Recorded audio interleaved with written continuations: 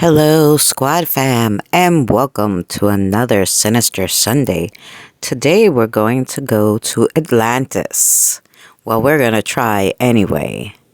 There's some new evidence that might suggest that maybe Atlantis isn't a myth at all.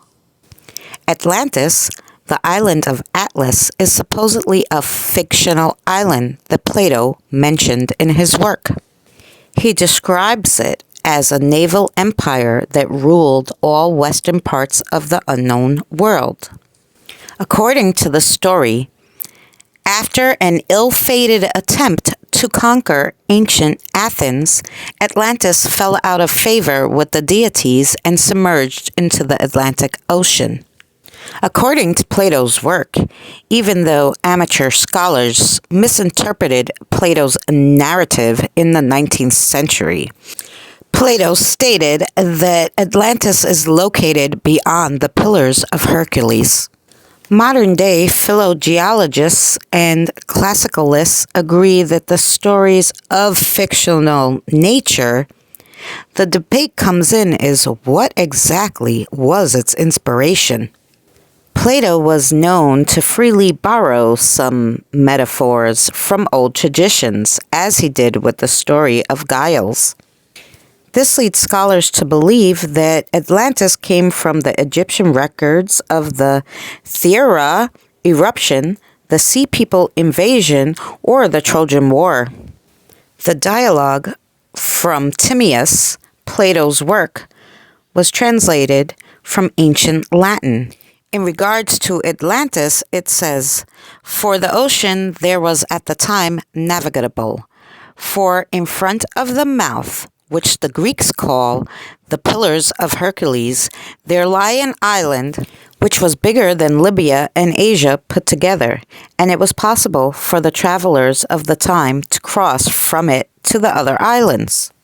Now, in the island of Atlantis, there existed a confederation of kings, of great and marvelous power, which held sway over all the island and many other islands, and also part of the continent.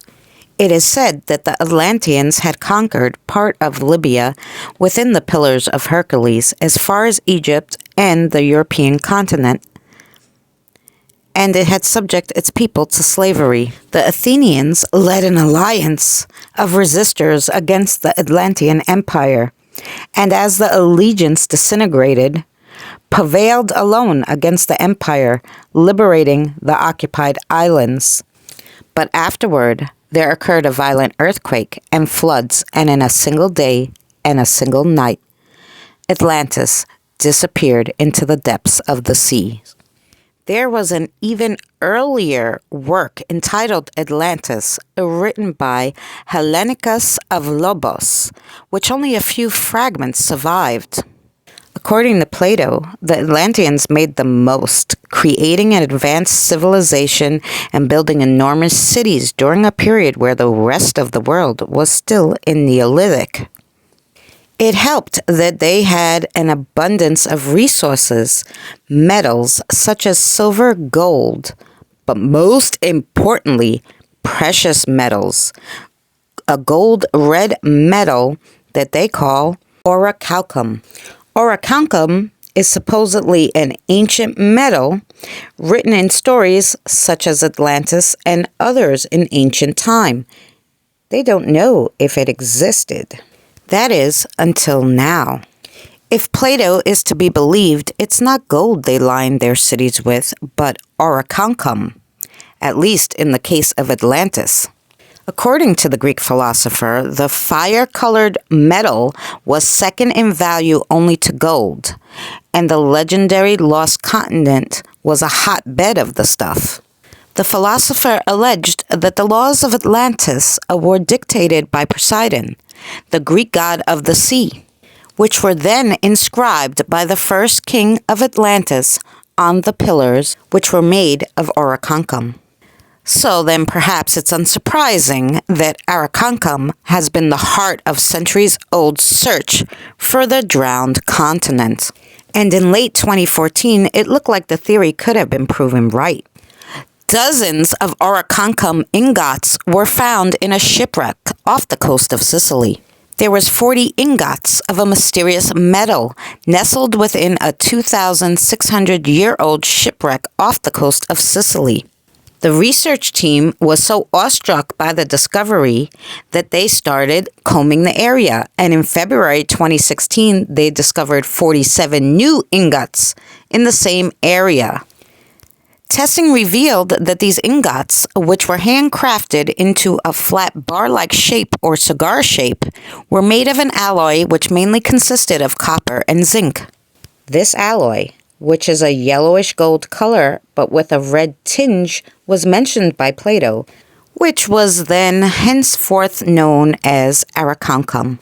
Its value, based on its resistance to tarnish, durability, it's stronger than copper, and it resembles gold. This poor man's gold was widely prized for its fiery beauty. The earliest mention of this metal dates back to 630 BCE. This discovery of Orichalcum ingots off the coast of Sicily left many believers that the remnants of Atlantis could be in reach. It's worth noting that the Edfu text found in the ancient temple of Horus in Egypt mentions a primeval homeland destroyed by disaster, resembling that of Atlantis, but lacks details of the ancient civilization. The Edfu text may provide legitimacy and evidence supporting Atlantis as a historical reality. So, if Plato was right about the metal, was he right about Atlantis? We'll have to see. So far, those cigar-shaped bars are all hopefuls have to show for the theory. Thank you so much for watching another episode of Sinister Sunday, and we'll see you on the next one.